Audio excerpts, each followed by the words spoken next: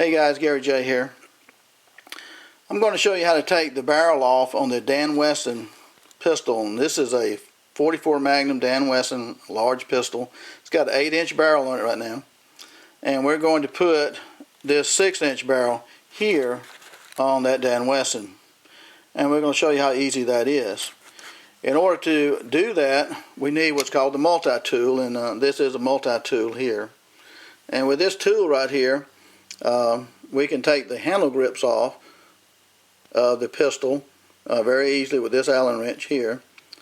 And with this part of the tool, we can take off the lug that holds the barrel on for removing the barrel.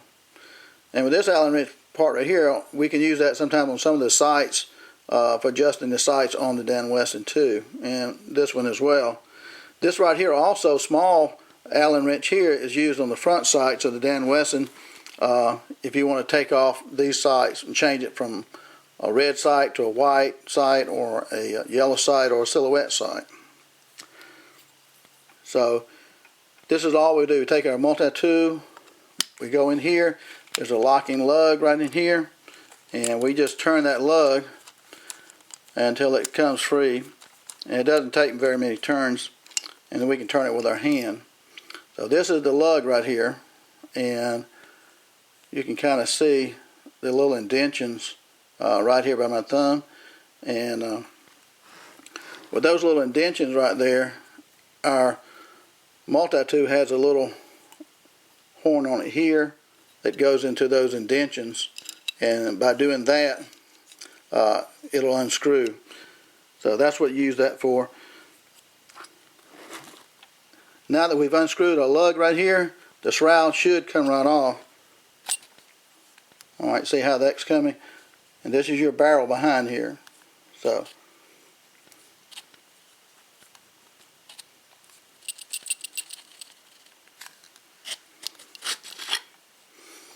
okay, so we pulled our shroud off, and this is a pretty vintage shroud, and you see it's hollow. It's got a little edge in there where that lug hits, because it's got to hold the barrel, the shroud, onto the barrel and frame. So that's kind of the way that looks.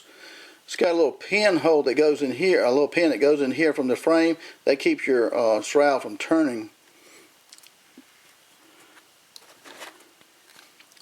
Now looking at this barrel, this is a stainless steel barrel. It's ported, got holes here, and the holes right here in this barrel. Now some of the barrels don't have those. I have two sets of barrels, one that's ported and one that's not.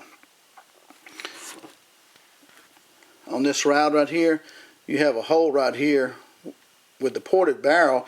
Allows gases to come out through here to reduce your recoil and kick. So now we have our barrel exposed, and we want to take that barrel out. All we have to do is turn our barrel.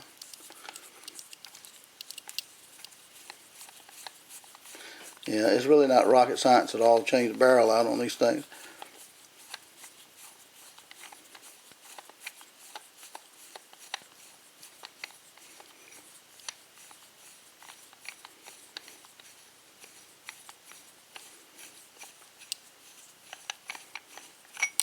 Okay, so we've taken the barrel out of our frame. That's what that looks like. Okay, I've already checked the gun in case you're wondering whether it's loaded or not. So this is our barrel right here. I'm going to set that there. I'm going to pick up our 6-inch barrel and shroud. This is our lug. We want to take that off. Push our barrel through. See how pretty that? You can see where the lug locks right here against this edge right here. It sticks out. That's what holds it down against the frame so it can't move. It also has a place for the pin on the frame to lock the barrel so it won't turn sideways.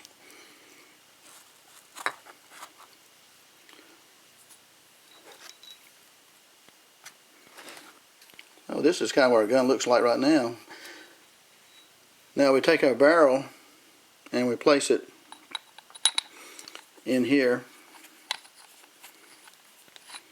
and and we just screw it all the way in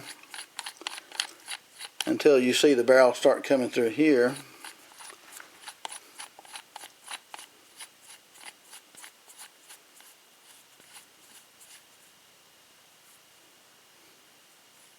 Oh, it's come through a good bit. See a little bit there. And this is where we take our shim and put that in there. Okay, we take our shim right here and we place that in between the barrel and the cylinder. Okay, then we tighten our barrel down some more until we meet resistance.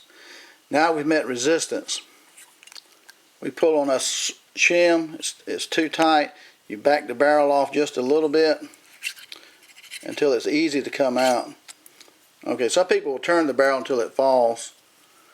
And this is a 6/1000 of an inch shim right here. So now the barrel's set within 6/1000 of an inch. A lot of times we go to 2/1000 of an inch. You see that little tiny gap in there. Okay. I'm just reaching around the camera. So here's our shroud now. Here's the little pin that holds the shroud from turning, from cranking on it.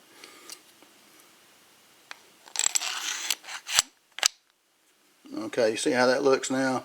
That's the shroud on there, but now we got to lock it on. We take our lug, put that on there.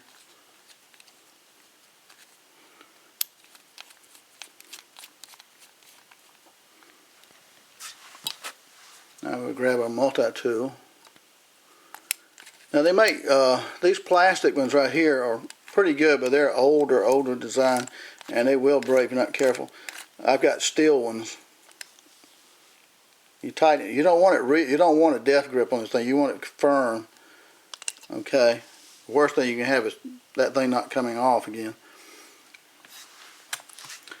Okay. So now we have our lug tight right here, and the barrel's in the right location here on the depth, and we can check it with our shim.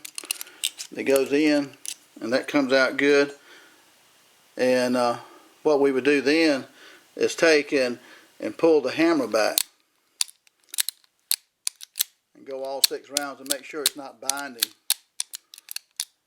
Okay, so it's not binding, and the shim distance is right. The closer that barrel is to the cylinder, if you can get 2/1000 of an inch, you lose a lot less pressure because gases come out of here and the bullet has more power to it. So that's what we're doing with that. Okay, so now we have our Dan Wesson pistol in the 6-inch version. Okay, and we can totally change that look if we go ahead and change out the grip on it too. I tell you, Dan Wesson thought of everything when it came to these pistols.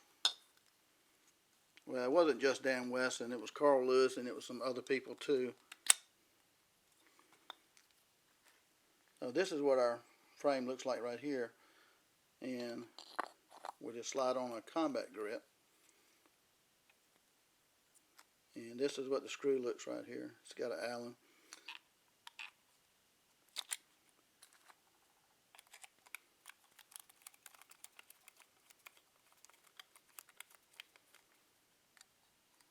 You want that firm, not super tight or anything.